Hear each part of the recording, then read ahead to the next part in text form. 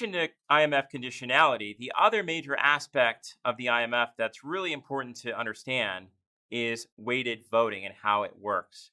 So let's talk about that. The IMF is set up in this way. There's a board of directors that is composed of representatives of each country, right? So this board of directors only meets once a year. Usually it's in September or October.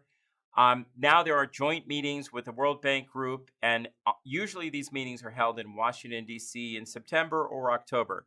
So, by the way, that's usually a very busy time in Washington, D.C. Hard to get a hotel room during those days because those are the days of the joint annual meeting of the board of directors of the IMF and the World Bank Group. This board of directors, also called board of governors of the IMF, it only meets once a year, and it's usually the finance minister, the senior finance minister, or other economic official of the country that is a member of the IMF that attends these meetings. And remember, almost every country in the world is a member of the IMF, almost about 190 members now, approximately. And all of these senior financial officials that attend these annual conferences, they tend to also share the liberal views of the IMF.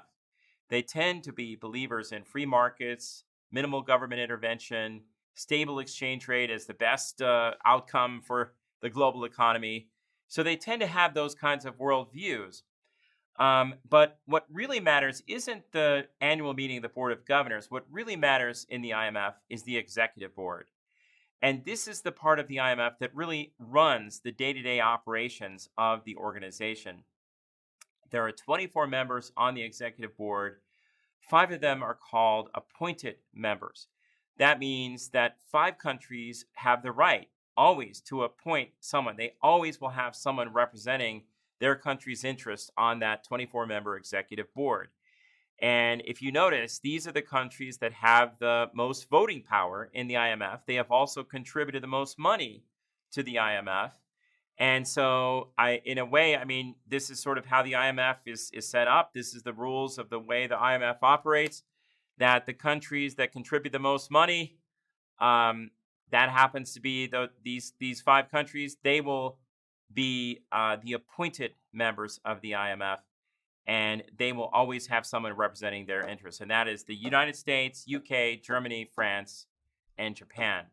For short, we call this group of 5 countries, we sometimes call them the G5. And so the G5 countries, this is very significant, have veto power. I'll explain that on major decisions of the IMF. So I'll explain that in a little bit more detail in a moment. The other 19 members on the executive board are the so-called elected members.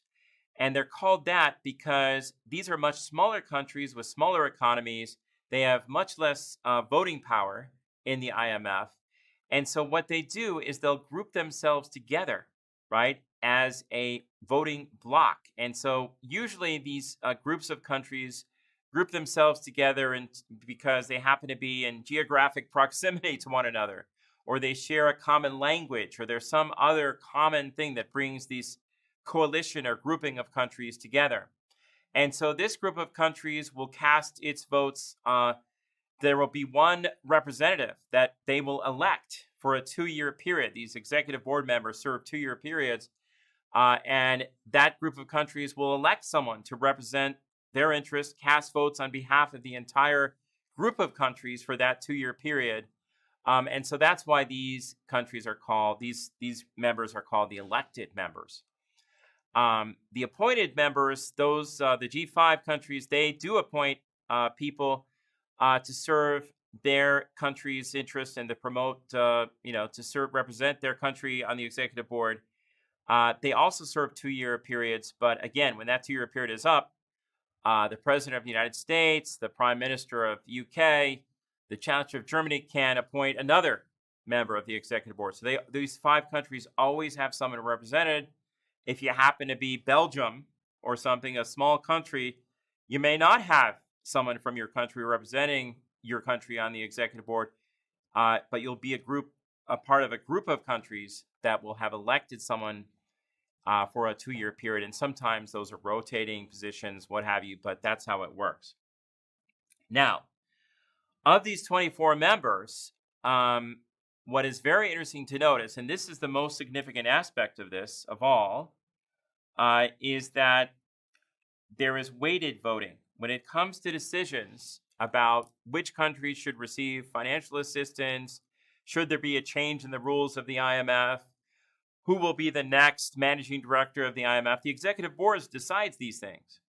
But they decide these things using this process of weighted voting. So what that means is on simple decisions, like should a country receive financial assistance in a balance of payments crisis, that's a very technical, simple decision. That requires all the votes on the executive board, right? Each country that's a member of the IMF has a voting power based on the size of its GDP. The G5 members that I mentioned have more voting power than anyone else. They have over 30% of the votes on the executive board, in fact. And so what is interesting is, for simple voting decisions, those are decided on a simple 50% plus one weighted voting decision on the executive board. It's a simple majority. But for really important decisions, right, who will the next managing director of the IMF be? Well, that requires 70% of the votes on the executive board.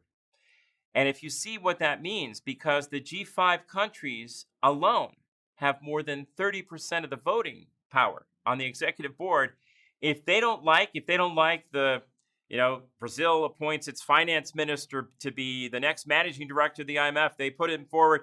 Every member of the IMF votes in favor of that person to be the next managing director of the IMF. But the G5 say, we don't like that person. They can block it. They can veto that. They can prevent that from happening. And so that is why, if you notice, on these kinds of important decisions, voting on the next managing director of the IMF, etc., that is decided by the executive board and requires 70% votes. Okay, other examples of these kinds of decisions, hey, maybe it's time to increase the voting power of a country. Its GDP has grown. Shouldn't its voting power grow proportional to its GDP? That's what the rules of the IMF say. Well, guess what? The G5 vote on that, right? So the G5, by the way, why doesn't China have as much voting power in the IMF as other countries that have smaller GDPs? Why is China's voting power much smaller? Well, guess what?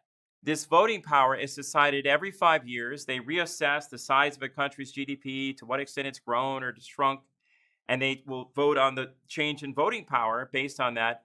But that requires 70% of the votes in the executive board.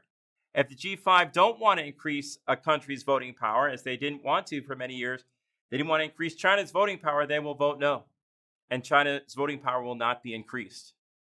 So do you see, it is in some sense set up in this way where the G5 do have much more power in the organization than any other countries. And if you notice that those G5 countries, all 5 of them are rich capitalist countries. So you see, the structuralists are very critical of how voting power works. Now, the embedded liberals in the IMF would say, oh, that's very silly, because really, normally when the executive board votes on something, there's a consensus, everyone agrees.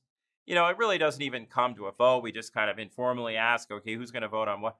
And so that would be how they look at this. And they would say, by the way, shouldn't countries that have more assets in the IMF have contributed more money for their subscription fees?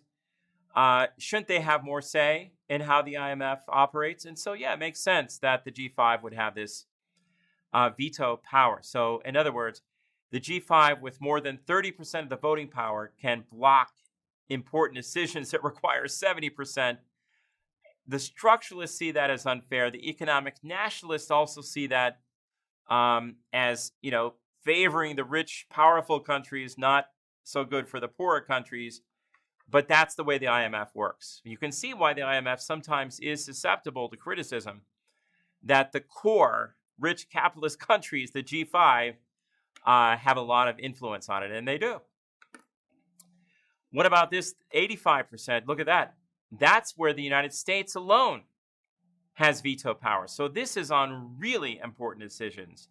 And let me give you an example of a really important decision. Someone might propose, hey, why don't we change the voting power structure of the IMF?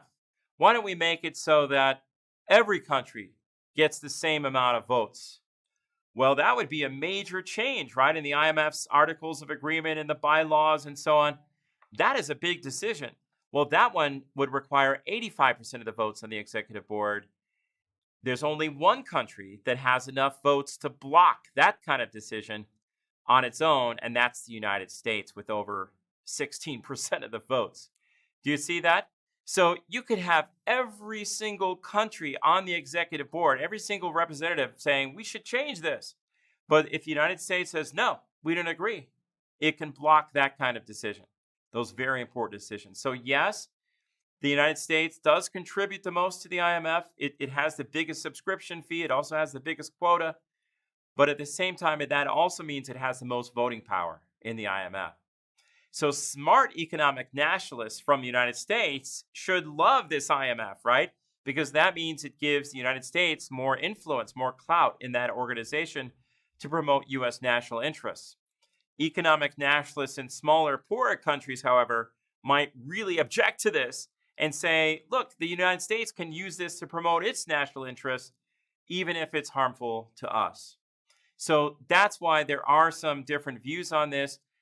And you can imagine, of course, the structuralists have a field day with this. They say, look, the rich capitalist countries, especially the United States, have the most influence in the IMF. And when you look at the IMF conditions, it looks to us, they would argue, that the IMF is just set up, it's just rigged to help the rich capitalist countries get even richer and to help exploit the poor countries even more. So there definitely are different views on this.